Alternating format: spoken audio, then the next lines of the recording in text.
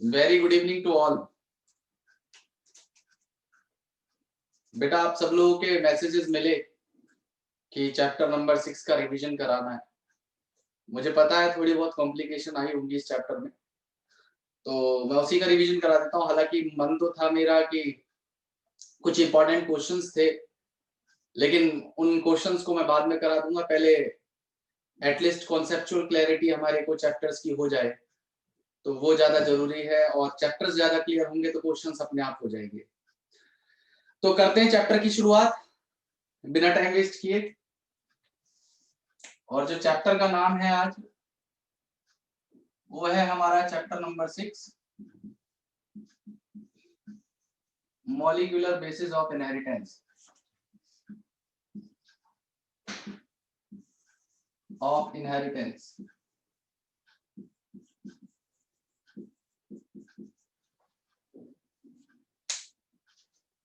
देखिए यहाँ पे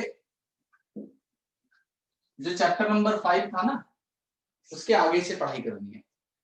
चैप्टर नंबर 5 था principle of inheritance and variation. मतलब वहां पे उन प्रिंसिपल्स की बात करनी थी जिनकी वजह से इनहेरिटेंस होता है, मतलब कैरेक्टर्स का जो ट्रांसमिशन हो रहा है एक जनरेशन से दूसरी जनरेशन में, और वेरिएशंस आ रहे हैं ऑफस्प्रिंग के अंदर। लेकिन यहाँ पे हम लोग पढ़ेंगे कि मॉलिक्यूलर बेसिस क्या है इनहेरिटेंस के। मतलब इनहेरिटेंस तो आप जानते हो अच्छे से कि inheritance is a process by which the characters are transmitted from one generation to another generation। मतलब एक जनरेशन से दूसरी जनरेशन में जाने वाले प्रोसेस को, उस प्रोसेस को, कैरेक्टर्स के जाने को इनहेरिटेंस कहते हैं। इनहेरिटेंस के मॉलिक्यूलर बेसिस क्या है? मॉलिक्यूलर बेसिस मतलब वो कौन से मॉलिक्यूल्स हैं या स्ट्रक्चर हैं जिनकी वजह से इनहेरिटेंस होता है। तो आप लोग बहुत पहले से एक चीज पढ़ते आ रहे हो कि भाई डीएनए नाम की एक चीज होती है जो हमारे न्यूक्लियस में मौजूद है, जिसकी वजह से इनहेरिटेंस होता है।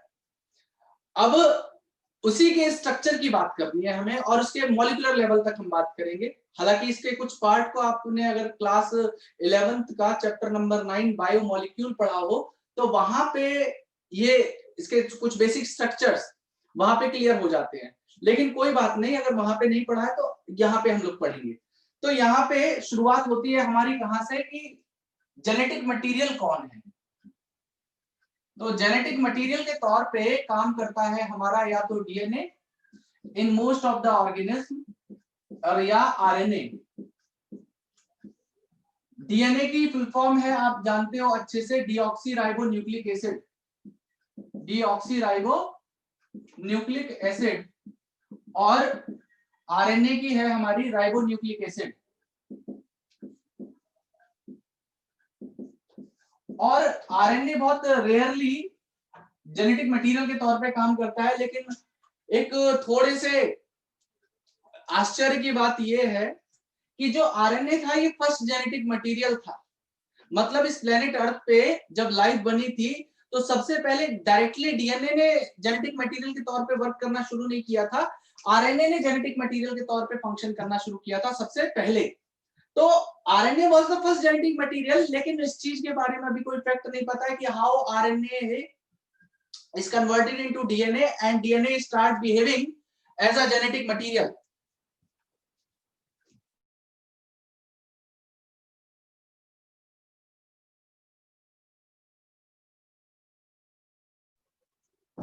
ओके, सो यहाँ पे आरएनए आज की डेट में बहुत कम ऐसे ऑर्गेनिज्म है जहां पे वो जेनेटिक मटेरियल के तौर पे काम कर रहा है। तो ये आरएनए कुछ ही वायरसेस हैं जिनके अंदर जेनेटिक मटेरियल है, लेकिन मोस्ट ऑफ द ऑर्गेनिज्म के अंदर DNA as a genetic material काम करता है। और क्यों करता है इसके बेसिस पे भी बात करेंगे, इनके बीच में जो स्ट्रक्चरल डिफरेंसेस हैं और अदर रीजन है उनकी भी बात करेंगे। लेकिन पहले देखिए डीएनए की बात। तो जो डीएनए है, इनके बेसिक बिल्डिंग ब्लॉक का मतलब होता है कि जैसे एक बड़े मॉलिक्यूल को हम लोग क्या कह देते हैं, पॉलीमर कह देते हैं। कोई बड़ा मॉलिक्यूल क्या है, पॉलीमर है। तो पॉलीमर किससे मिलके बना है, मोनोमर से मिलके बना है। तो अगर आप डीएनए को पॉलीमर मानो, मतलब एक बड़ी यूनिट मानो, तो उसकी छोटी छोटी यूनिट क्या है यहाँ पे, हमारे न्यूक्लियोटाइड्स। न्यूक्लियोटाइड्स और न्यूक्लियोटाइड हमारे मोनोमरिक यूनिट है यहाँ पे, या इन्हें बिल्डिंग ब्लॉक्स कहेंगे। बिल्डिंग ब्लॉक्स का मतलब क्या है, जैसे आपके घर को आप समझिए एक बहुत बड़ा एक स्ट्रक्चर है आपका घर, लेकिन आपके घर को बनाने में पता नहीं कितनी थाउजेंड और लैक्स ऑफ ब्रिक्स वहां पे यूजेज हुई है, जिसकी वजह से आपका एक घर बना है। लेकिन कल की डेट में जब आप नया घर बनवाएंगे, उस घर को पुराने को तोड़ेंगे, तो उसमें आप ब्रिक्स निकलेंगी ना वहां पे, तो वो जो ब्रिक्स है वो वहां पे क्या है, मोनोमर है, और आपका एक पूरा बड़ा घर क्या है, पॉलीमर है। तो यहाँ पे जो न्यूक्लियोटाइड है ये हमारे बिल्डिंग ब्लॉक है, और डीएनए जो है एक बड़ी यूनिट है। अब ये न्यूक्लियोटाइड होती क्या चीज है, देखिए न्यूक्लियोटाइड को बनाने के लिए तीन चीजों की रिक्वायरमेंट है। तीन चीजें हैं जो मिलकर न्यूक्लियोटाइड को बनाती हैं। सबसे पहली चीज जिसे हम लोग कहते हैं पेंटोज शुगर या शुगर बैकबोन, ये सबसे मेन स्ट्रक्चर है। पेंटोज शुगर, या इसे हम लोग डीऑक्सीराइबोज शुगर भी कह देते हैं,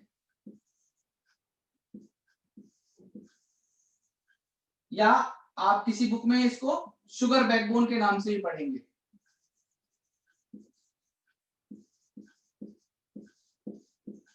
पहली चीज तो ये होती है। दूसरी इसके साथ यहाँ पे जुड़ा होता है क्या, आपका नाइट्रोजिनस बेस। Nitrogenous base.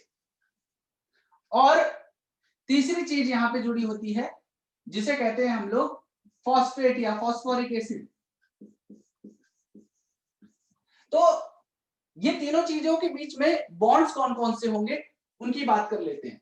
देखिए यहां पे ये मैं पेंटोज शुगर बना रहा हूं, 5 कार्बन इसके अंदर होंगे, 5 कार्बन यहां पे होते हैं।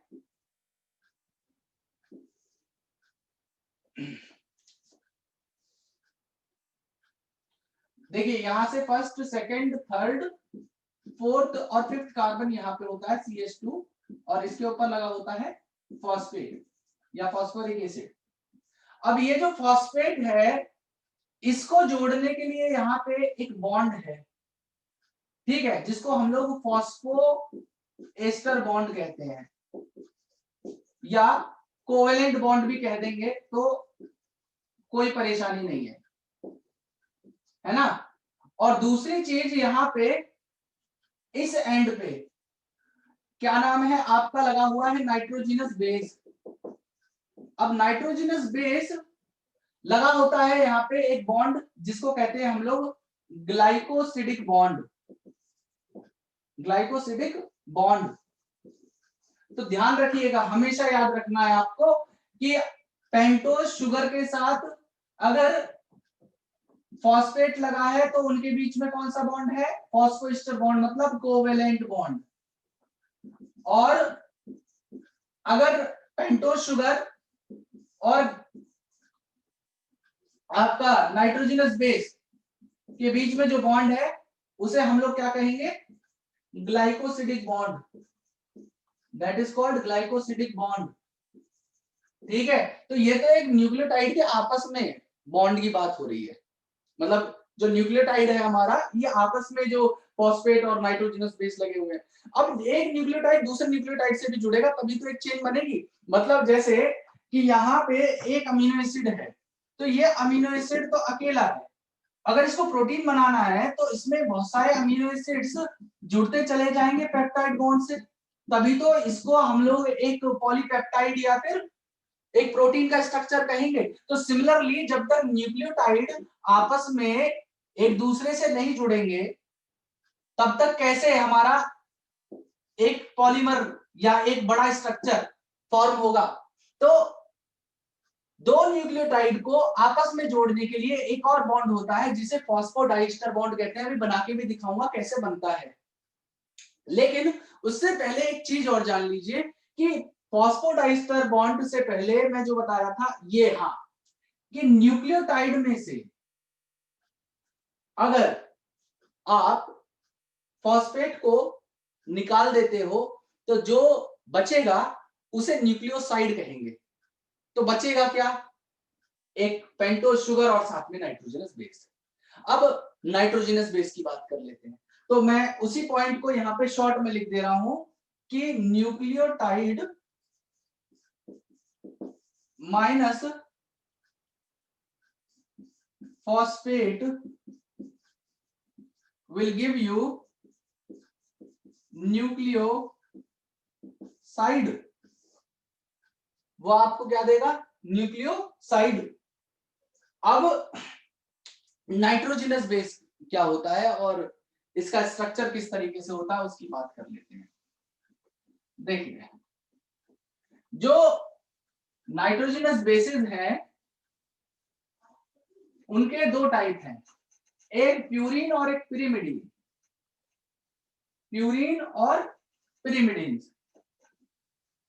प्यूरिन होते हैं हमारे एडेनिन और ग्वानिन, और पिरिमिडीन के तौर पे काम करते हैं हमारे साइटोसिन, थाइमिन और एडेनिन। वो सॉरी एडेनिन नहीं, यूरेसिल। एडेनिन तो उसमें प्यूरिन के अंदर हो चुका है, फ्लो में निकल गया मुंह से, माफ कीजिएगा मुझे। देखिए, इनको अभी याद आ रही है क्लास की, शाबाश, आधे एक घंटे और लेट हो जाते। देखिए, बात हो रही है किसकी? नाइट्रोजनस बेस की। तो नाइट्रोजनस बेस को हम लोगों ने दो कैटेगरी में डिवाइड किया है। पहली कैटेगरी होती है प्यूरिन्स और दूसरी कैटेगरी होती है पिरिमिडिन्स। पिरिमिडिन्स। और ध्यान रखिएगा, ये चैप्टर सबसे बड़ा चैप्टर है, सबसे वेटेज वाला चैप्टर है, तो थोड़ा सा ध्यान रखेंगे और पढ़ाई करेंगे, थोड़ा मन लगा के और सुनेंगे बातों को। प्यूरिन्स होते हैं हमारे एडेनिन और ग्वानिन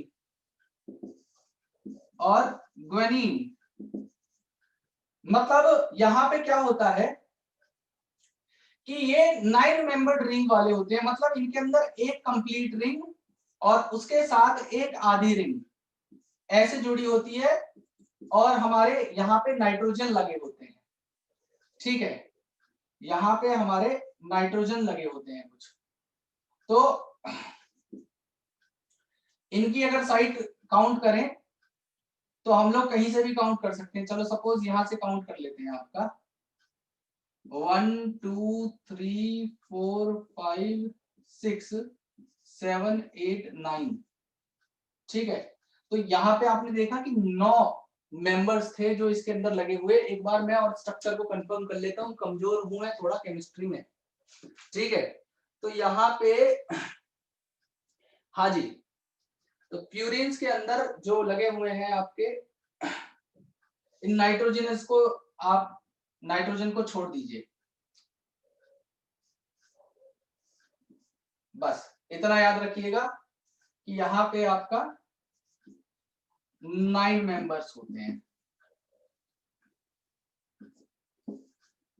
और मैं स्पेशलाइजेशन ज्यादा बता नहीं रहा, कौन कौन सी पोजीशन पे आएगी वो सब पूछी नहीं जाएंगी। ठीक है, और पिरिमिडीन जो होते हैं ये होते हैं हमारे कौन कौन से? एक साइटोसिन, एक थाइमिन और एक यूरेसिल। भाई ये सिंपल से होते हैं, इनके ये 6 मेंबर्ड रिंग वाले होते हैं। मतलब इसमें जो आधी रिंग टूट के एक और लग गई थी ना, इसमें ये आधी रिंग थी, एक कंप्लीट रिंग थी, तो इसमें एक ही कंप्लीट रिंग होती है, बाकी कुछ इसमें ज्यादा सौदा नहीं है। ठीक है, तो ये 6 मेंबर्ड होंगे, 1 2 3 4 5 6, 6 कार्बन वाला एक सिंपल सा हेटेरोसाइक्लिक रिंग स्ट्रक्चर यहाँ पे तैयार हो गया। तो यहाँ पे नाइट्रोजनस बेस की हमने यहाँ पे बात कर ली। तो नाइट्रोजनस बेस में केवल जो यूरेसिल है ये हमारा आरएनए में मौजूद होगा, बाकी सारे के सारे डीएनए के अंदर होते हैं। मतलब डीएनए के अंदर आपके चारों चीजें होंगी, adenine, guanine, cytosine and thymine. लेकिन आरएनए के अंदर क्या होगा, जहां पे थाइमिन है वहां पे यूरेसिल आ जाएगा। तो adenine, guanine, cytosine and uracil. आप ध्यान रखिएगा हमेशा कि जब भी आप आरएनए को लिखेंगे तो आरएनए में कभी भी थाइमिन नहीं लिखेंगे, यूरेसिल लिखेंगे। ठीक है, और डीएनए के अंदर हमेशा थाइमिन लिखेंगे, यूरेसिल को कभी नहीं लिखा जाएगा। क्लियर हो रही है बात? तो यहां तक की बात थी। अब इनके बीच में बॉन्ड कैसे बनता है और इनका जो स्ट्रक्चर है वो किस तरीके से फॉर्म होता है। तो अगर मैं तरीके से बात करूं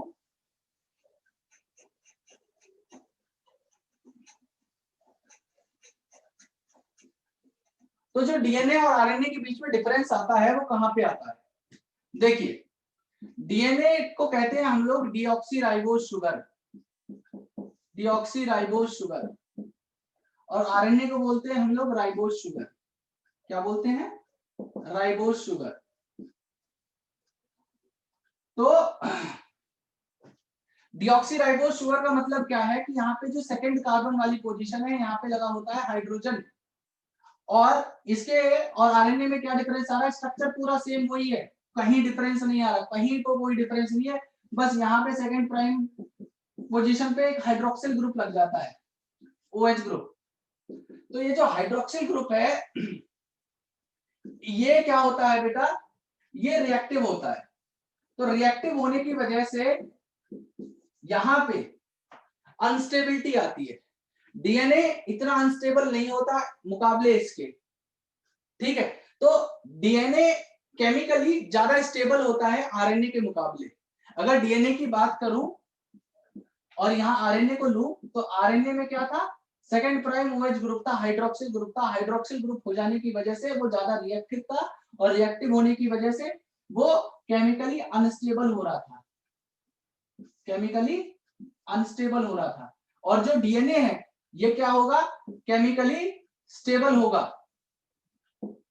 केमिकली स्टेबल होगा।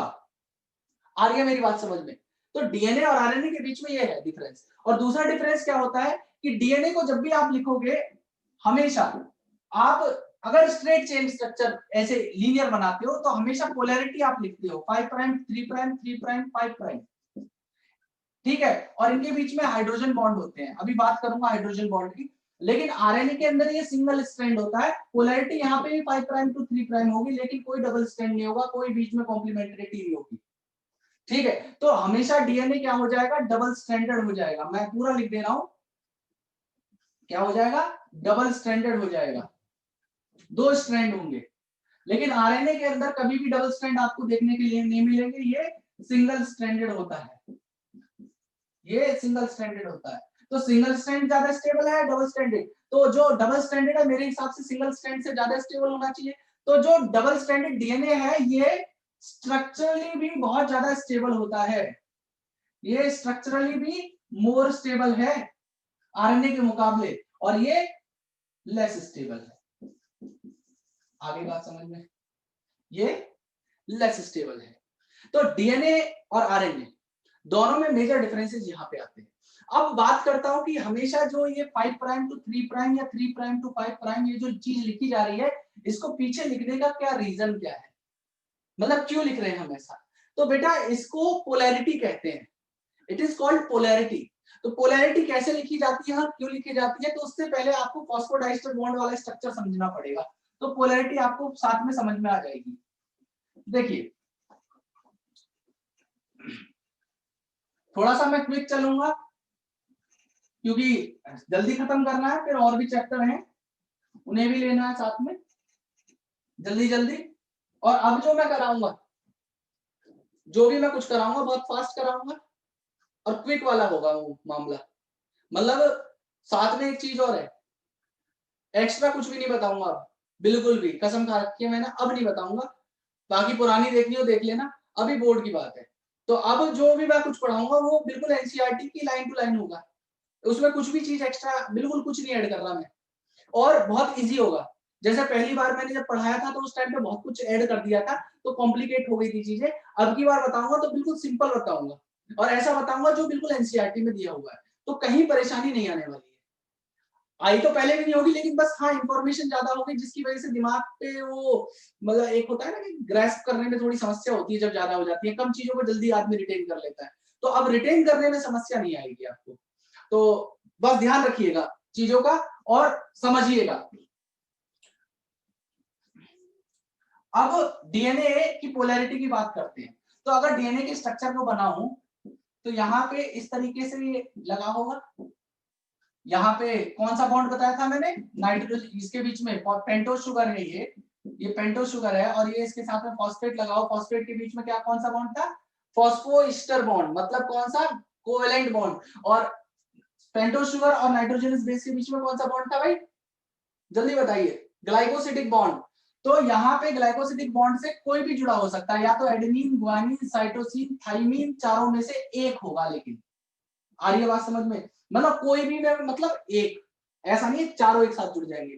तो अगर एडेनिन जुड़ा है फॉर एग्जांपल, तो यहाँ पे किस तरीके से जुड़ा होगा, यहाँ पे इस तरीके से स्ट्रक्चर होगा मेरे हिसाब से, ठीक है, ये इनके साथ कनेक्टेड होगा। और यहाँ पे फॉस्फेट लगा होगा, फॉस्फेट को खोल के लिख देते हैं PO4 माइनस, तो इसका जो स्ट्रक्चर हो जाता है वो कुछ इस तरीके से होता है, फॉस्फेट को अगर खोल के लिखे तो यहाँ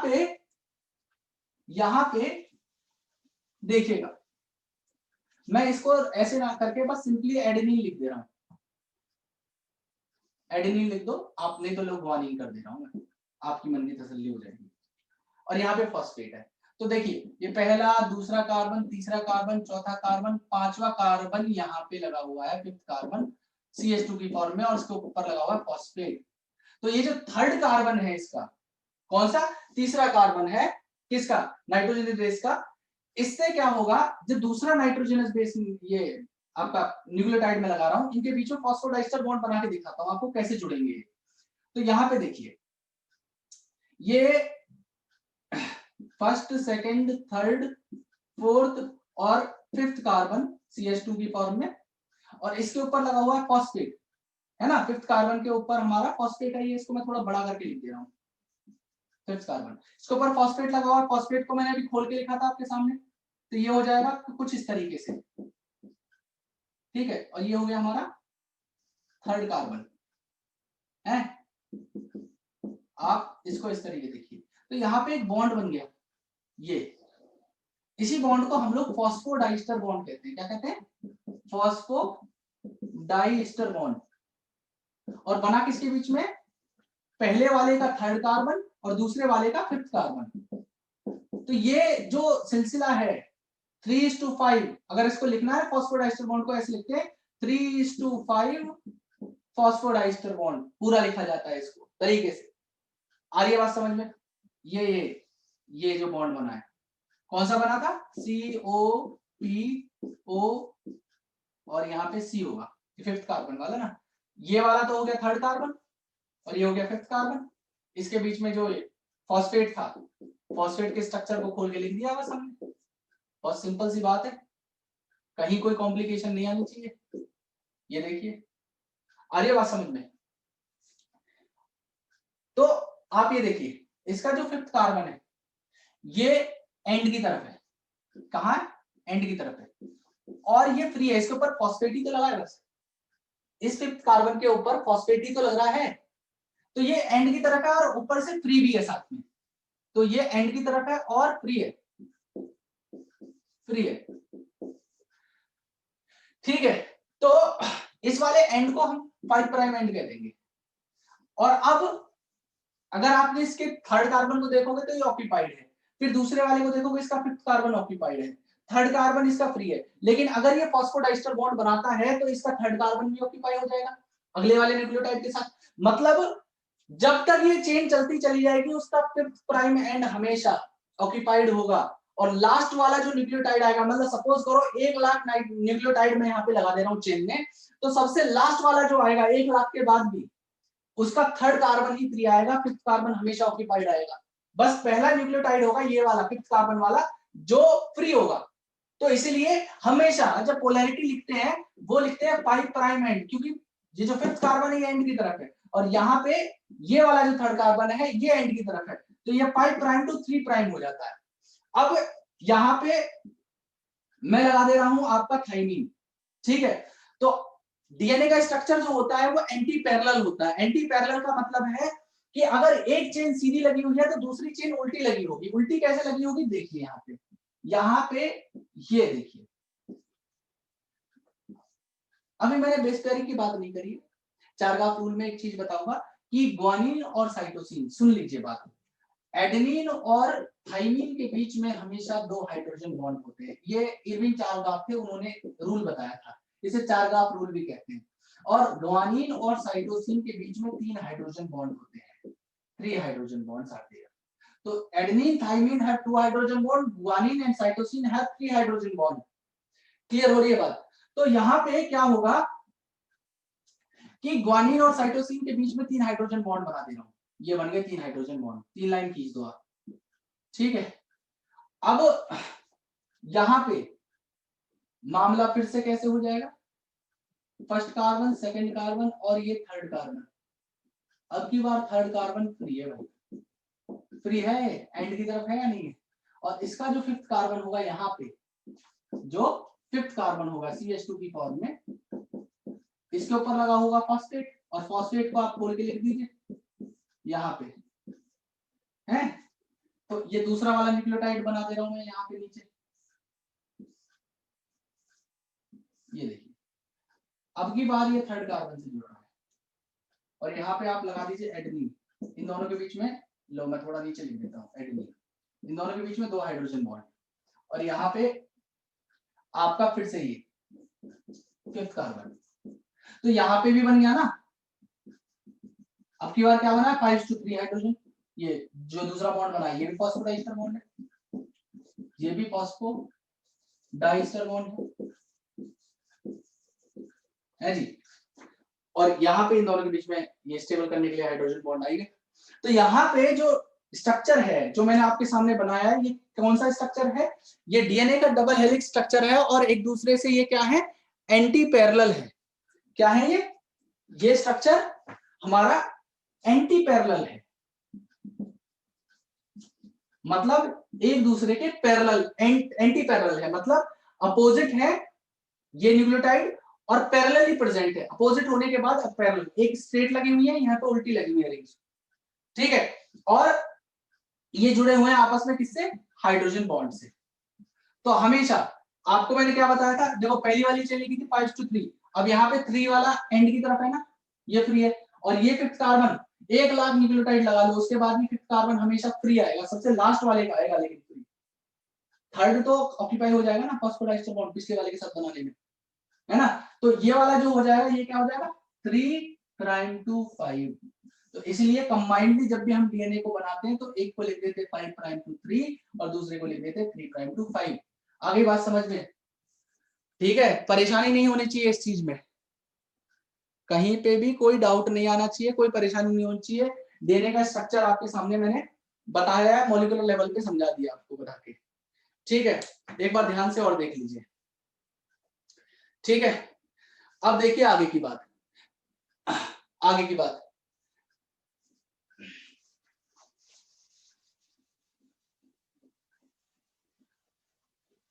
अब क्या होगा, आपको पोलैरिटी बता दी, एंटी पैरेलल स्ट्रक्चर बता दिया, बॉन्ड्स बता दिए। अब बात कर लेते हैं चारगाफ के रूल की, इरविन चारगाफ ने जो दिया था।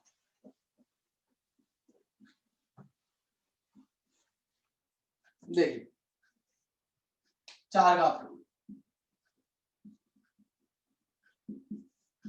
चारगाफ रूल में चारगाफ ने क्या बताया था, तो चारगाफ ने बताया कि नंबर ऑफ एडेनिन जो होंगे they will always equal to number of thymine, मतलब थाइमिन और एडेनिन का नंबर हमेशा बराबर होगा, ठीक है। उसके बाद इन्होंने एक चीज और बताई कि नंबर ऑफ ग्वानिन जो होंगे ये नंबर ऑफ साइटोसिन के बराबर होंगे, एंड जो एडेनिन है वो हमेशा कॉम्प्लीमेंट्री होगा थाइमिन के, एंड कॉम्प्लीमेंटरिटी आएगी with the help of 2 hydrogen bond, and cytosine और ग्वानिन के बीच में हमेशा 3 हाइड्रोजन बॉन्ड आते हैं, ठीक है। तो इसके ऊपर क्या होता है कि इसको अगर हम लोग लिखें तो A+T/G/C = 1, ये इसका सम आता है। तो मतलब इसके ऊपर क्वेश्चन आते हैं किस टाइप से कि if the T is given 31%, then find out AGC। तो इसमें क्या हो जाएगा, आपने देखा number of adenine equal to number of thymine, thymine is given 31, तो एडेनिन इज आल्सो 31। ठीक है, तो 100 मैक्सिमम होता है किसी भी चीज का, 31 31 62, तो ये हो जाएगा हमारा 38, 38 डिवाइडेड बाय 2, क्योंकि 2 बची हुई है ना, तो इसको हम लोग क्या कर देंगे 19, तो ये हमारी आ जाएंगे क्या 19 और 19। ठीक है, तो इस तरीके से क्वेश्चन 1 मार्क में पूछे जाते हैं इस वाले पार्ट में से। ठीक है, लेकिन कभी कभी वो क्या करेंगे आपको, कभी कभी ऐसा हो सकता है कि एडेनिन थाइमिन की और इनकी वैल्यू जो है ना बिल्कुल अलग हो जाए। मतलब सपोज करो एडेनिन आपका 31 है तो थाइमिन दे दिया आपका 23, और फिर ग्वानिन दे दिया ये, और फिर साइटोसिन पूछा, तो आप क्या जोश जोश में देखोगे कि चारगाफ रूल लगा देते हैं, हमने चारगाफ रूल पता है, तो वहां पे चारगाफ रूल नहीं लगेगा, वो क्वेश्चन ही गलत है, या फिर वो क्वेश्चन आपका सिंगल स्टैंडर्ड आरएनए के लिए है। आरएनए के अंदर ये कॉम्प्लीमेंट्रिटी रूल नहीं लगता, चारगाफ का रूल आरएनए के अंदर नहीं लगेगा। मतलब वहां पे ऐसा नहीं होता कि एडेनिन और थाइमिन सेम होंगे, वहां पे एक चेन है उसके अंदर बेस कंपोजिशन सबका अलग अलग हो सकता है। ठीक है, तो ये बात थी। अब इसकी आगे की बात कर लेते हैं, चारगाफ रूल यहां तक हो गया। अब देखिए आगे की बात, अब थोड़ा सा हिस्ट्री ऑफ डीएनए की बात करते हैं कि डीएनए की हिस्ट्री क्या थी। तो भाई डीएनए को पहली बार किसी ने देखा तो वो थे फ्रेडरिक मेशर, और फ्रेडरिक मेशर ने ये काम हमारा आपका 1869 के अंदर किया था। ठीक है, देखिए history of DNA,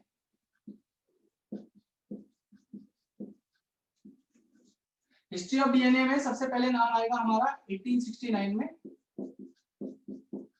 Frederick measure है। तो he was the first one who observed DNA inside the nucleus. तो उस टाइम पे डीएनए को इन्होंने पहली बार देख तो लिया न्यूक्लियस के अंदर, लेकिन इनके पास कोई टर्म नहीं था देने के लिए, तो इन्होंने इसको न्यूक्लियन कहा, ही कॉल्ड इट न्यूक्लियन। ठीक है, तो nucleus and called it nucleon. ठीक है, तो उसके बाद हमारे बहुत सारी बीच में और हिस्ट्री है, लेकिन उसे नहीं जानना, हमें केवल एनसीईआरटी की बात करनी है। तो फिर आपका साल आया 1953 का। उस टाइम पे हमारे दो साइंटिस्ट थे, एक का नाम था जेम्स वॉटसन एंड दूसरे वाले थे जिनका नाम था फ्रांसिस क्रिक। फ्रांसिस क्रिक का एक जगह नाम और आया, एक क्वेश्चन पढ़ा था मैंने और थोड़ा सा उसमें पूछा गया था क्या टीआरएनए का जो नाम था उसको अडेप्टर मॉलिक्यूल किसने कहा, तो याद रखना कहीं लिख लेना साइड में। ठीक है, मतलब टीआरएनए को अडेप्टर मॉलिक्यूल किसने कहा, तो वो भी हमारे यही थे फ्रांसिस क्रिक जिन्होंने टीआरएनए को अडेप्टर मॉलिक्यूल कहा था। ये जो विवेकानंद स्कूल है दिल्ली वाला, उन्होंने अपने हाथी वाले पेपर में क्वेश्चन डाला था, तो उस टाइम पे डिस्कस कर रहा था, थोड़ा मेरे को अलग लगा तो मैंने सोचा आपको बता देता हूँ। ठीक है, अब इन्होंने क्या किया, James Watson and Francis Crick ने, दो साइंटिस्ट और थे, मतलब मेन तो नाम इन्हीं का पढ़ा जाता है, जो साइंटिस्ट और थे एक तो थे रोजालिंड फ्रैंकलिन और दूसरे थे हमारे Maurice Wilkin.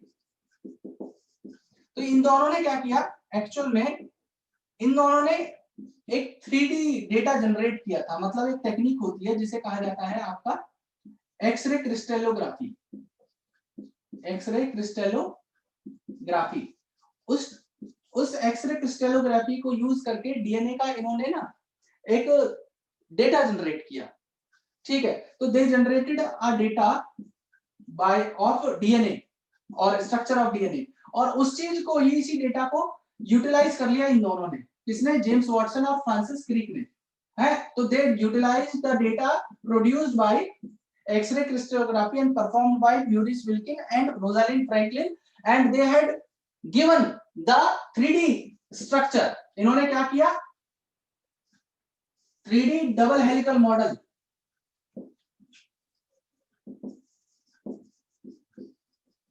Of DNA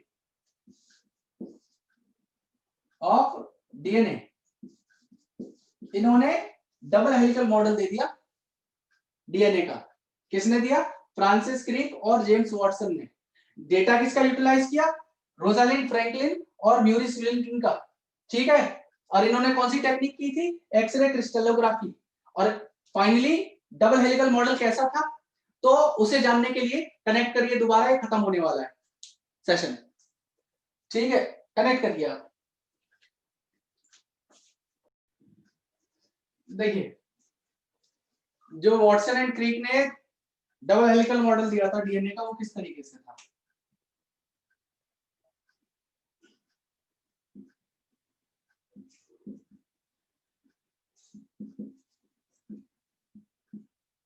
model 3D double helical model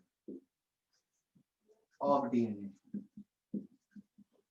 है ना, उसकी बात कर लेते हैं। तो जो 3D डबल हेलिकल मॉडल था,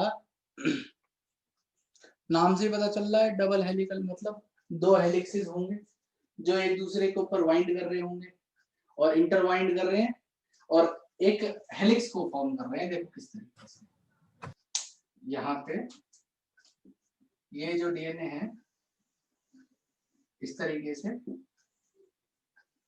ये ठीक है, और यहाँ पे पोलैरिटी आप लिख देंगे। अच्छे से नहीं बना है एक्चुअली ये,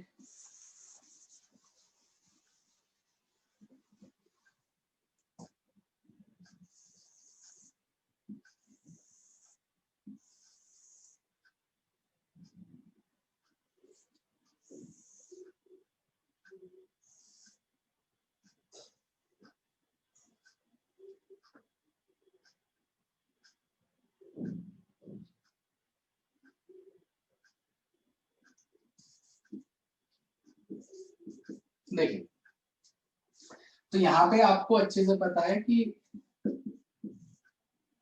दो स्ट्रैंड होंगे जो इंटरवाइंड होते हैं एक दूसरे के ऊपर, और इंटरवाइंड करके मतलब एक दूसरे के वाइंडिंग करके क्या फॉर्म करते हैं, हेलिक्स को फॉर्म करते हैं। और ये दोनों स्ट्रैंड आपस में क्या है, एक दूसरे के एंटी पैरेलल होते हैं। और यहाँ पे जो एक हेलिक्स होता है, जो एक हेलिक्स वाला पार्ट है, वो कंटेन करके रखता है 10.6 बेस पेयर्स को। ऑन एन एवरेज अप्रोक्सीमेटली जो आप काउंट करेंगे या दिमाग में रख के चलेंगे वो है 10 बेस पेयर्स। तो यहाँ पे 10 बेस पेयर एक हेलिक्स रखता है, एक हेलिक्स को आप काउंट कर लीजिए, तो यहाँ पे 10 पेयर्स आप बना दीजिए इस तरीके से।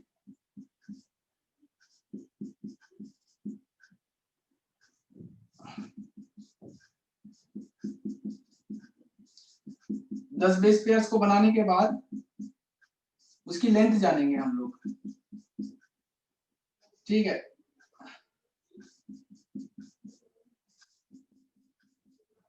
एक हेलिक्स को लमसम जो दिखाया गया है किताब में वो यहाँ तक दिखाया गया है, इतना। और इसकी जो लेंथ होती है वो होती है 3.4 नैनोमीटर। कितनी, एक हेलिक्स की। तो एक हेलिक्स की जो लेंथ है वो 3.4 नैनोमीटर की है, ठीक है। तो आप अच्छे से जानते हो कि एक हेलिक्स में हमारे 10 बेस पेयर है, एक हेलिक्स की लेंथ 3.4 नैनोमीटर है। तो अगर मैं डिस्टेंस निकालना चाहूं बिटवीन टू बेस पेयर्स, अच्छा बेस पेयर क्या होता है ये भी जान लीजिए।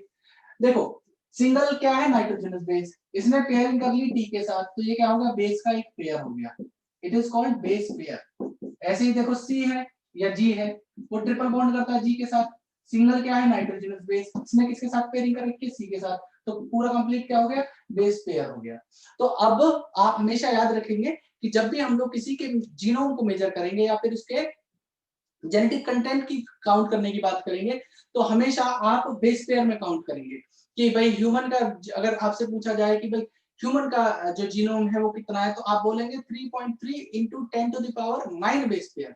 अगर आपसे कोई पूछता है इकोलाई का जीनोम क्या है, तो आप बता देंगे भाई it is 4.6 into 10 to the power 6 base pairs, है ना। उसके अलावा अगर आपसे बोले कि भाई आप हमें बताइए लैम्डा बैक्टीरियोफेज का बता दीजिए, तो लैम्डा बैक्टीरियोफेज का बताओगे आपकी भाई वहां पे होते हैं 48,502 बेस पेयर्स। तो आपको बेस पेयर आपको याद रखना है, यू बेस पेयर एक तरीके से आप उसको यूनिट समझ के चलिए यहाँ, ठीक है। अगर आपको किसी जीनोम को बताना है कितना बड़ा है या छोटा है तो बेस पेयर में आप बताएंगे, ठीक है। तो आप ये देखिए एक हेलिक्स में 3.4 एक हेलिक्स की लेंथ है 3.4 नैनोमीटर, और एक हेलिक्स के अंदर हमारे कितने बेस पेयर हैं, ये पूरा का पूरा एक हेलिक्स है, और कितने बेस पेयर थे हमारे 10 बेस पेयर इसमें लगे हुए हैं। तो आप डिस्टेंस निकालना चाहते हो बिटवीन टू बेस पेयर, तो डिस्टेंस अगर हम लोग निकालते हैं टू बेस पेयर के बीच में, टू बेस पेयर के बीच में, तो क्या आ जाएगा 3.4 अपॉन 10, तो इट विल बिकम 0.34 नैनोमीटर। कितना आ जाएगा 0.34 नैनोमीटर, ठीक है। तो अब आपको ये पता चल गया कि जो आपके दो बेस पेयर के बीच का डिस्टेंस है वो 0.34 नैनोमीटर है। लेकिन अब आप चाहते हो कि पूरा लेंथ पता चल जाए डीएनए का, तो देखिए ह्यूमन डीएनए जो होता है, जो ह्यूमन डीएनए है, तो ह्यूमन डीएनए की टोटल नंबर ऑफ न्यूक्लियोटाइड है इसमें 3.3 into 10 to the power 9 base pair. तो ये तो दोनों हेलिक्सिस के अंदर है। आप एक काम करिए, इसको दोनों अलग अलग स्ट्रैंड कर लेते हैं, तो दो स्ट्रैंड है हमारे, तो इसको इंटू 2 कर दे रहा हूं मैं, तो ये क्या हो जाएगा 3.3 को 2 से मल्टीप्लाई कर दिया तो ये हो जाएगा approximately 6.6 into 10 to the power 9 base pair, ठीक है। और आपको दो बेस पेयर के बीच का डिस्टेंस मालूम है, तो ये कितना हो चुका है 0.34, तो इसको आप पूरा खोल के लिखेंगे तो ये क्या हो जाएगा 0.34 into 10 to the power nanometre होता है -9, तो -9 हो गया। तो आप इसको मल्टीप्लाई कर दीजिए 6.6 को किससे 0.34 से, तो ये हो जाएगा 0.34 into 10 to the power 9, ठीक है। तो जो इसकी फाइनल वैल्यू निकल के आती है इट विल बिकम 2.2 मीटर्स,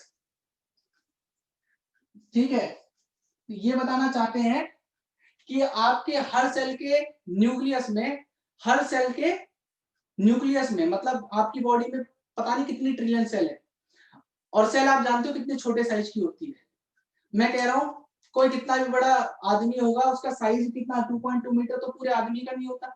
आप ये सोचो छोटी सी सेल है, उस छोटी सेल के न्यूक्लियस में 2.2 मीटर का डीएनए एग्जिस्ट कर रहा है, तो वो कैसे एग्जिस्ट कर रहा है, वहां पे कैसे वो पैकेज होके रखा हुआ है, उसकी हम बात कर लेते हैं। तो इसके बाद इसी को जैसे ये खत्म होगा उसके बाद एक टॉपिक शुरू हो जाता है जिसे कहते हैं हम लोग पैकेजिंग ऑफ डीएनए। मतलब यहाँ पे बहुत बड़ी बात है, मतलब ये सोचने वाली बात है, वंडर करने वाली बात है कि इतना बड़ा डीएनए इस छोटी सी सेल के न्यूक्लियस में कैसे पहुंच गया और वहां पे फिट होके कैसे रह रहा है। तो उसके लिए एक स्पेशल पैकेजिंग है जिसकी हमें अभी बात करनी है, और इसके ऊपर बड़े क्वेश्चन आते हैं पैकेजिंग ऑफ डीएनए के ऊपर। तो देखिएगा पैकेजिंग ऑफ डीएनए को, तो टोटल लेंथ हमने निकाली 2.2 मीटर का हमारा डीएनए है, जो मैं लिख दे रहा हूं इसको शुद्ध इंग्लिश में कि in each cell nucleus 2.2 metre DNA present, ठीक है। हर सेल के न्यूक्लियस में 2.2 मीटर डीएनए प्रेजेंट होता है, या आप ऐसे लिख दीजिए कि 2.2 metre DNA present in each cell nucleus. तो ज्यादा सेंटेंस अच्छा लग रहा है, ऐसे मुझे अच्छा नहीं लग रहा है ना। आप ऐसे लिख दीजिए 2.2 metre DNA present in each cell nucleus, तो ज्यादा अच्छा प्रेजेंटेबल लग रहा है। तो कैसे हुआ उसकी बात अब यहाँ पे देखिए, देखिए अब हमारी जो पैकेजिंग है डीएनए की उसकी बात करनी है हमें। तो पैकेजिंग जो होती है उसके लिए बेटा कुछ स्पेशल प्रोटीन्स हैं जो रेस्पॉन्सिबल होगी, और यहाँ पे भी प्रोकैरियोट और यूकैरियोट दोनों की पैकेजिंग की बात करनी है। तो पहले मैं प्रोकैरियोट की बात करूंगा जो बहुत सिंपल है, और स्पेशलाइज्ड है थोड़ी सी यूकैरियोट्स की। तो देखिएगा बड़े ध्यान से, समझिएगा गौर से।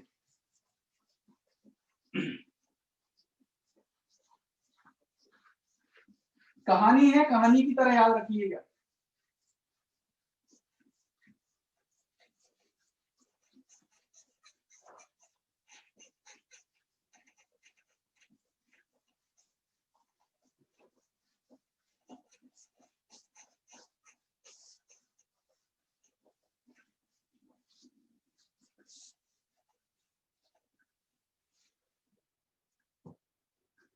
देखिए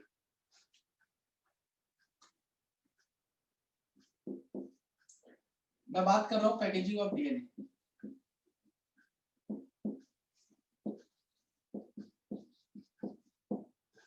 इन nucleus,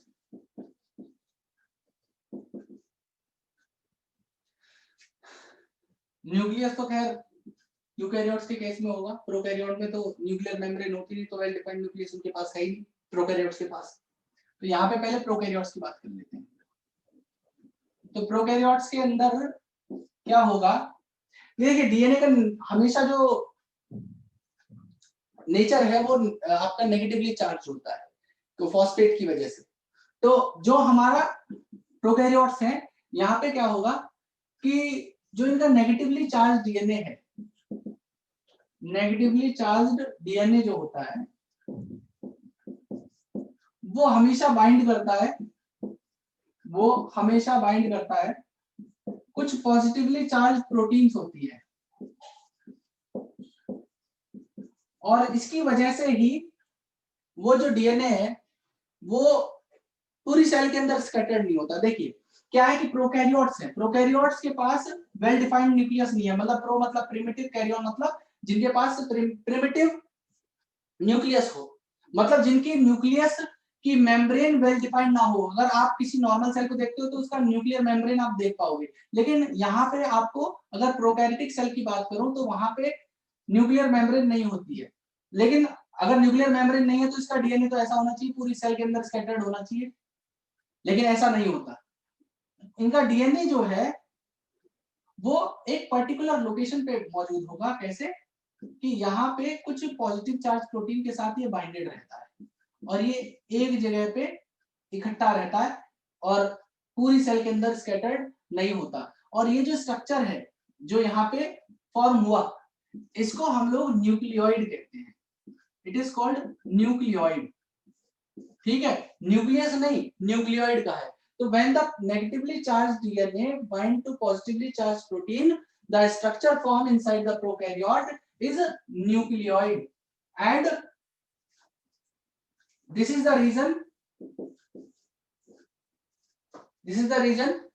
that the genetic material is not scattered inside the whole cell, ठीक है, पूरी सेल के अंदर स्कैटर्ड होने से वो अवॉइड हो गया, प्रिवेंट हो गया, क्योंकि वो न्यूक्लियोइड की फॉर्म में वहां पे प्रेजेंट है। तो मैं लिख दे रहा हूं, दिस इज द रीजन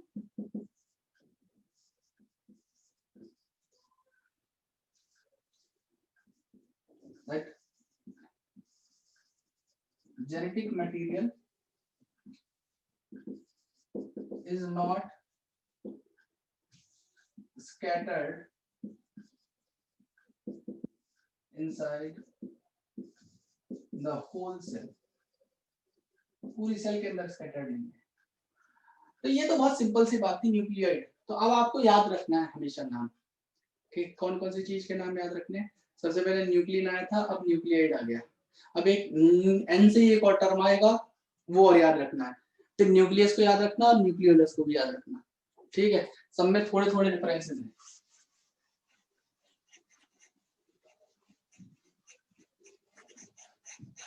देखिए अब क्या होता है, अब क्या होता है कि मैं पैकेजिंग की बात करता हूं इन यूकैरियोट्स। तो जो यूकैरियोट्स का मामला है वो थोड़ा सा जो है ना कॉम्प्लेक्स है, क्योंकि यूकैरियोट्स हैं भाई, यूकैरियोट्स के पास वेल डिफाइंड न्यूक्लियस भी है, बड़ा जेनेटिक मटेरियल भी है, तो ऑब्वियस सी बात है बड़ा ही मामला होगा। और कॉम्प्लेक्स ऑर्गेनिज्म है हम लोग, कॉम्प्लेक्स बॉडी ऑर्गेनाइजेशन है, तो कॉम्प्लेक्सिटी हमारी डीएनए की पैकेजिंग में भी होनी चाहिए, तो वो है। और क्यों है कि यहाँ पे हमारी कुछ प्रोटीन होती है जिन्हें हिस्टोन प्रोटीन कहा जाता है, ठीक है। तो ये जो हिस्टोन प्रोटीन्स होती हैं ये पॉजिटिवली चार्ज प्रोटीन है। देखिए प्रोकैरियोट्स के केस में किसी प्रोटीन का नाम नहीं दिया गया इसलिए मैंने वहां पे नहीं लिखा, लेकिन यूकैरियोट्स के केस में दिया हुआ है। ठीक है, तो ये पॉजिटिवली चार्ज प्रोटीन है, और पॉजिटिवली चार्ज प्रोटीन इसलिए होती है क्योंकि इनके अंदर एक specific positively charge amino acid present होते हैं जिनका नाम लाइसिन और आर्जिनिन है। तो ये जो लाइसिन और आर्जिनिन है ये पॉजिटिवली चार्ज अमीनो एसिड है। These are positively charged amino acids. ठीक है। अब ये हिस्टोन के भी टाइप होते हैं। हिस्टोन के टाइप होते हैं हमारे कितने तरीके के? 5 तरीके के। पहला होता है हमारा H1 histone, H2A histone, H2B histone, H3 histone और H4 हिस्टोन। ये 4 टाइप के हिस्टोन हैं। ठीक है, तो इसमें जो H1 हिस्टोन है ये लिंकर हिस्टोन है। अभी इसकी बाद में बात करूंगा मैं, बाकी इन चारों की बात कर लेता हूं मैं। H2A, H2B, H3 and H4। ये जो चारों बचे हुए हैं ये क्या करते हैं, इनके दो दो मॉलिक्यूल, मतलब H2B के, H2A के, H3 के और H4 के, इनके 4 मॉलिक्यूल एक साथ मिलके हमारे कुछ स्ट्रक्चर को फॉर्म करते हैं, जैसे 2H2A, 2H2B, 2H3 और 2H4। तो भाई इनके दो दो दो दो कितने हो गए? 2 + 2 4 6 और 8, तो 8 मॉलिक्यूल हो गए ना ये टोटल मिला के। तो ये जो 8 मॉलिक्यूल्स मैंने आपको बताए, सबके दो दो मॉलिक्यूल, ये सब मिलके एक हिस्टोन ऑक्टामर बना देते हैं। ऑक्टा मतलब 8, ठीक है, हिस्टोन ऑक्टामर बन जाता है यहाँ पे। और हिस्टोन ऑक्टामर के अंदर ये 8 मॉलिक्यूल इस तरीके से लगे होंगे, 1 2 3 4 5 6 7 और 8, 8 मॉलिक्यूल यहाँ पे है। ठीक है, इन 8 मॉलिक्यूल के ऊपर क्या होता है, आपका जो डीएनए है वो इस तरीके से रैप होता है। तो इन एक जो हिस्टोन ऑक्टामर था उसके ऊपर लगभग 200 बेस पेयर डीएनए रैप्ड होगा, डीएनए रैप्ड।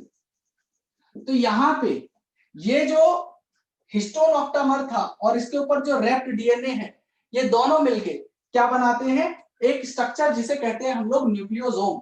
तो यहां पे क्या होगा, जो हिस्टोन ऑक्टामर है और साथ में जो इसके ऊपर रैप्ड डीएनए है, ये दोनों चीजें मिलके क्या बन रही है, ये दोनों चीजें मिलके बन रहा है एक आपका जिसे कहते हैं हम लोग न्यूक्लियोसोम। ठीक है, तो ये न्यूक्लियोसोम है, इसको भी याद रखना, इसके ऊपर भी क्वेश्चन आ जाते हैं, इस पूरी पैकेजिंग के ऊपर जो है क्वेश्चन आते हैं। ठीक है, तो यहाँ पे ये जो स्ट्रक्चर है ये किस तरीके से दिखाई देगा उसकी भी बात कर लेते हैं।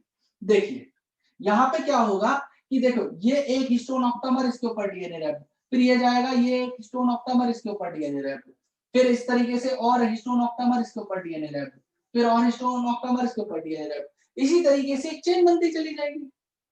और ये जो चेन यहाँ पे बन के जा रही है इसी को हम लोग क्या कहते हैं, it is called Beed on string structure.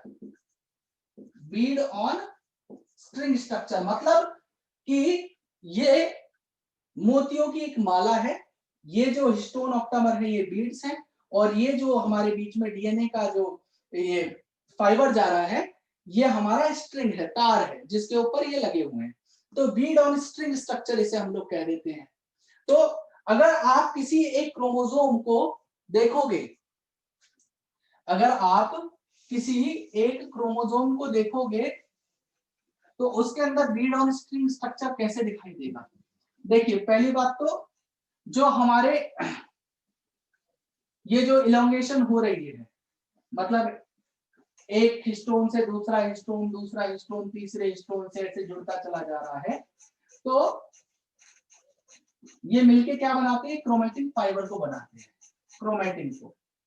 ठीक है, क्रोमेटिन के भी दो टाइप हैं, हेटेरोक्रोमेटिन और यूक्रोमेटिन, और दोनों के बीच में कुछ स्ट्रक्चर और कुछ माइनर से डिफरेंसेस आते हैं, और उनकी देख लीजिए, मैं लिख के समझाऊंगा तो ज्यादा बेटर होगा, बोलूंगा तो टाइम वेस्ट है। ठीक है, क्योंकि जो बोलूंगा फिर दोबारा लिखना भी है, तो आप समझिएगा।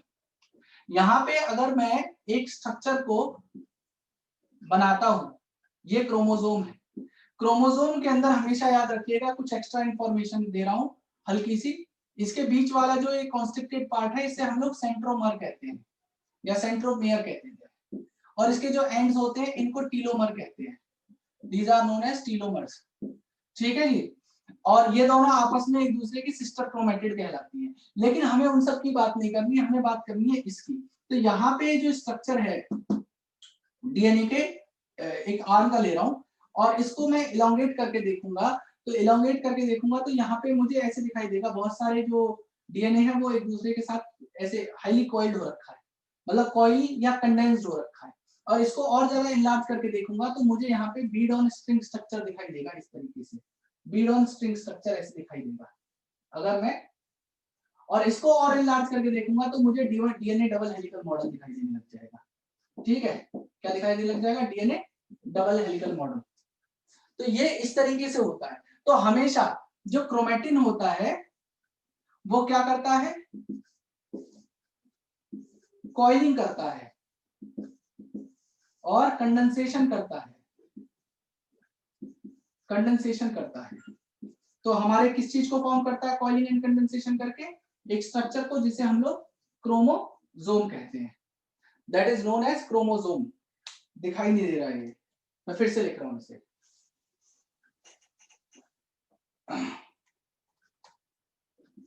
क्रोमैटिन फॉर्म कर रहा है coiling and condensation and form कर रहा है क्रोमोसोम को। अब इस क्रोमैटिन के भी दो टाइप होते हैं, इस क्रोमैटिन के भी दो टाइप होते हैं, एक यूक्रोमैटिन और एक हेटेरोक्रोमैटिन। अब उन दोनों के बीच में भी डिफरेंसेस हैं, यू और हेटेरो के बीच में। अब क्या क्या डिफरेंसेस हैं देखिएगा, देखिए मैं सबसे पहले बात कर रहा हूं दोनों टाइप के क्रोमैटिन की। पहले है यूक्रोमैटिन और दूसरा है हेटेरोक्रोमैटिन। तो ये जो यूक्रोमैटिन ये इतना ज्यादा कॉइल एंड कंडेंस्ड नहीं होता, मतलब सिंपल सा एक आप ये समझिए क्रोमैटिन फाइबर है ये, ठीक है। और ये जो हेटेरोक्रोमैटिन है ये क्या है, इसी क्रोमैटिन फाइबर ने बहुत ज्यादा कॉइलिंग करनी है। तो अगर आप माइक्रोस्कोप से, लाइट माइक्रोस्कोप से इसे देखोगे तो आपको जो ये छोटा सा, ये जो सिंपल सा फाइबर दिखाई दे रहा है, ये लाइट दिखाई देगा।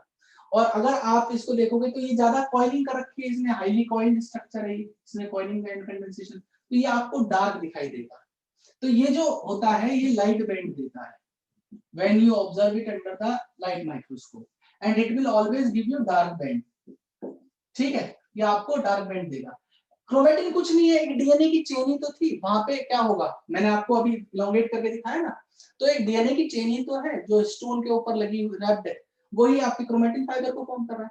और ये जो यूक्रोमैटिन होता है, आप एक सीधी सीधी बात बताइए, आप अपने हेडफोन रखते हो तो हेडफोन आपको ज्यादा उलझे हुए टाइप की पसंद है या फिर जो सीधे सुलझे हुए होते हैं, जैसे मेरा ये तार है तो ये जो मैंने माइक लगाया हुआ है ये बहुत बड़ा है, लेकिन अब क्या होता है कि कभी कभी ये उलझ जाता है आपस में, तो मैं अपनी वाइफ को बोलता हूँ भाई इसे सुलझा के दो, मेरे को मतलब समझ में नहीं आता है।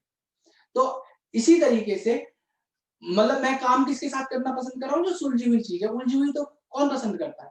तो इसी तरीके से जो हमारे एंजाइम्स होते हैं जो एक्शन लेते हैं किसी के भी किसी जेनेटिक मटेरियल, मतलब फॉर एग्जांपल इस जेनेटिक मटेरियल का ये जो डीएनए था इसका ट्रांसक्रिप्शन होना था, ट्रांसक्रिप्शन होना था मतलब इससे एक आरएनए तैयार करा जाना था। तो आरएनए पॉलीमरेज नाम का एक एंजाइम होता है, तो वो जो एंजाइम है वो जब आएगा इसके ऊपर एक्शन लेने के लिए, इसके ऊपर हेटेरोक्रोमैटिन वाले पार्ट के ऊपर, तो वो कैसे बाइंड करेगा यहाँ पे, मतलब ये तो इतना ज्यादा कॉइल और कंडेंस्ड हो रखा है, मतलब अगर किसी सबस्ट्रेट के ऊपर एक्शन लेना होता है किसी एंजाइम को, तो वो सबस्ट्रेट भी तो ऐसा होना चाहिए उसके ऊपर बाइंडिंग साइट हो, तो बाइंडिंग साइट तो इस पे ओपन है, इस वाले में तो बहुत ज्यादा ये कॉम्प्लेक्स हो रखा है, कॉइलिंग कर रखी है, तो ओपन स्ट्रक्चर ज्यादा फेवरेबल होता है और उसी के जो ओपन स्ट्रक्चर है उसके ऊपर ही कोई एंजाइम एक्शन ले सकता है। तो जिसके ऊपर ये एक्शन ले पाएगा वही तो डीएनए हमारा ट्रांसक्रिप्शनली एक्टिव डीएनए होगा। मतलब वही डीएनए रेप्लिकेशन भी कर सकता है, वही डीएनए आपका ट्रांसक्रिप्शन भी कर सकता है, वही आगे चल के ट्रांसलेशन करके प्रोटीन बना पाएगा। मतलब ट्रांसक्रिप्शन से आप ट्रांसलेशन समझ लीजिए। क्यों? अगर एक बार आरएनए बन गया तो प्रोटीन तो बननी बननी है उसकी। तो ट्रांसक्रिप्शन एक मेजर स्टेप है। तो यहाँ पे क्या होगा कि ये जो यूक्रोमेटिन वाला पार्ट है ये ट्रांसक्रिप्शनली एक्टिव डीएनए होता है। ये ट्रांसक्रिप्शनली एक्टिव डीएनए होता है। हेटेरोक्रोमेटिन वाला जो डीएनए है वो ट्रांसक्रिप्शनली इनएक्टिव है। ट्रांसक्रिप्शनली इनएक्टिव डीएनए और हेटेरोक्रोमेटिन। तो ये दोनों के बीच में डिफरेंसेस है। ये आपका अनकॉइल्ड अनकंडेंस्ड स्ट्रक्चर है, अनकंडेंस्ड स्ट्रक्चर है। और ये आपका highly coiled and condensed structure. ठीक है, ये हाईली कॉइल्ड है और कंडेंस्ड है। तो ये दोनों के बीच में यूक्रोमेटिन और हेटेरोक्रोमेटिन के बीच में डिफरेंस था जो खत्म हो गया। अब आ जाते हैं सर्च ऑफ जेनेटिक मटेरियल पे। देखिए जो नेक्स्ट पार्ट हम पढ़ने वाले हैं वो है सर्च ऑफ जेनेटिक मटेरियल। मतलब पहले क्या था कि किसी को ये नहीं, मतलब द फैक्ट वाज अननोन कि जेनेटिक मटेरियल है कौन। मतलब कुछ लोग सोचते थे, मतलब सब अपने अपने एस्टिमेशन देते थे। कोई बोलता था कि भाई आरएनए जेनेटिक मटेरियल है, कुछ बोलते थे नहीं जी प्रोटीन जेनेटिक मटेरियल है, कुछ कहते थे डीएनए जेनेटिक मटेरियल। मतलब सब अपनी अपनी बात कहते थे, प्रूफ कोई नहीं कर पाता था कि ये जेनेटिक मटेरियल है कि ये है कि ये है। ठीक है, तो इस चीज को फाइंड आउट करने की एक होड़ शुरू हुई और उस होड़ में कई एक्सपेरिमेंट्स करे गए। तो सबसे पहला इसी होड़ का जो एक्सपेरिमेंट था वो था हमारा ग्रिफिथ एक्सपेरिमेंट। तो वहां से शुरुआत करनी है बाद में।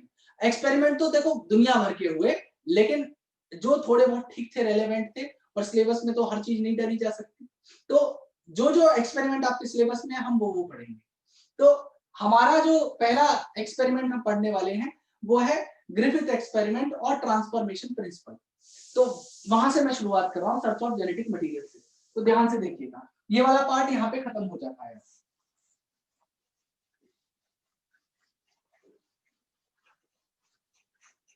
और हाँ, लिंकर स्टोन में बताया गया, भूल गया, लिंकर स्टोन का काम होता है ये।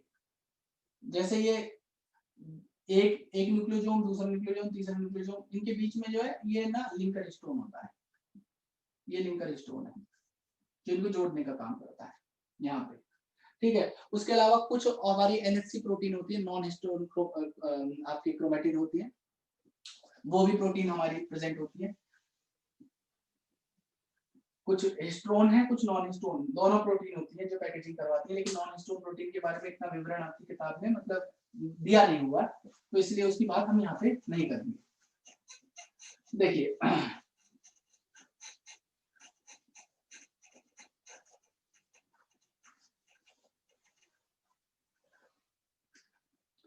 देखिए अब शुरुआत कर रहा हूं मैं सर्च ऑफ जेनेटिक मटेरियल से।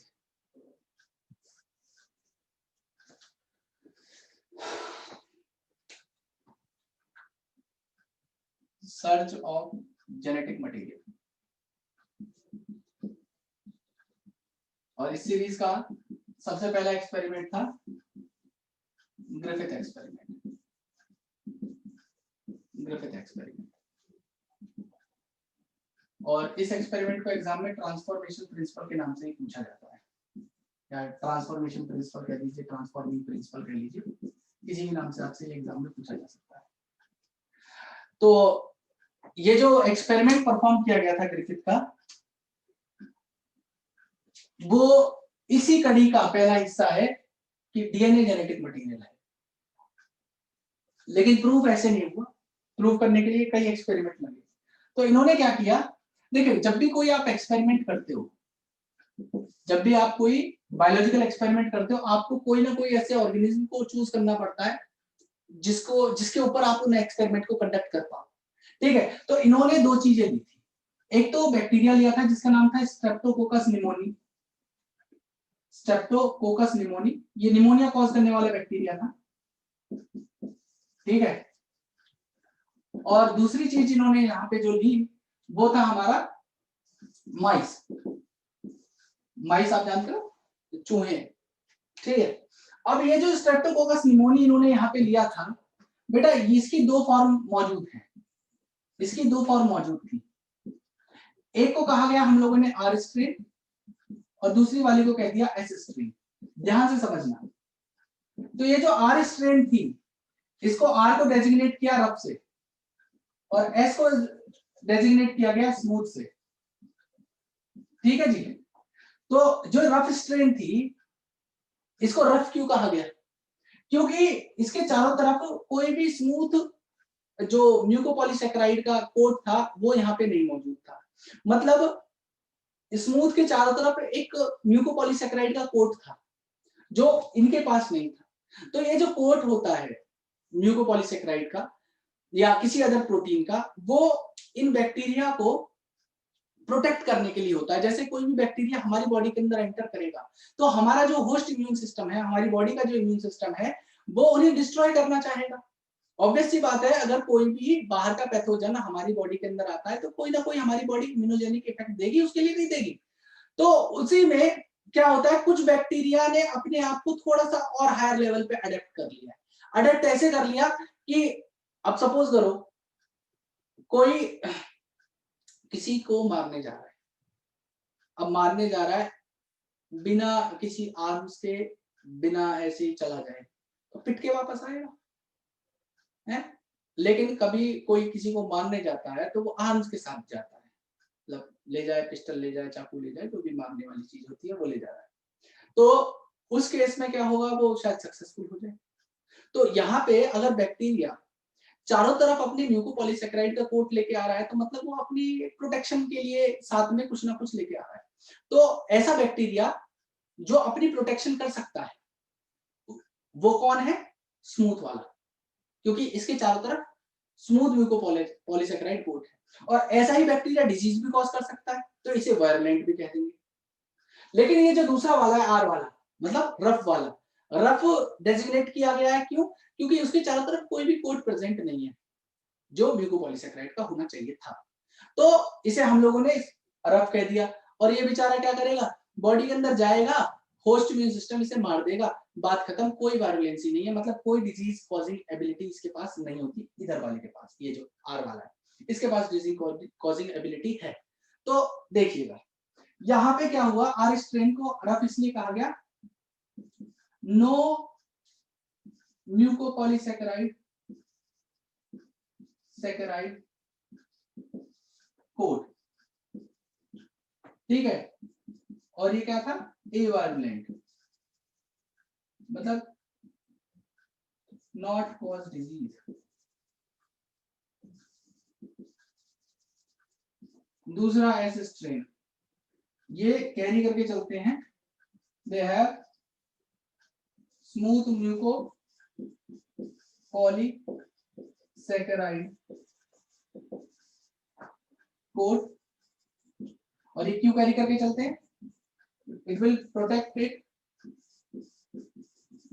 them from host immune system।